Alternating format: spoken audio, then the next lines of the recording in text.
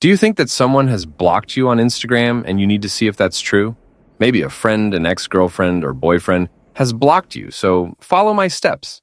In order to learn how to see if they've blocked you, I'm first going to log into my second Insta profile, and then I'll block my primary account, which is this Marshall Johnson profile. It's blocked for the purpose of this video. And let's now go over to the primary account. The first thing which you can do is to open your Instagram DMs or messages, and then open a conversation which you've had with this person. This will allow us to open their Instagram profile, so we can do that by tapping on the person's name at the top. Then click on Profile right here. This will open their profile page, and if you see that there are no posts yet, but you can see that the person has over 1,000 posts next to the followers list, then that simply means that they had blocked you.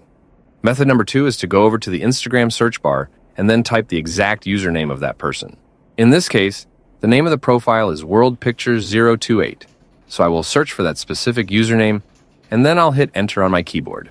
If you don't see any search results in the search, it's a good indication that this person had blocked you.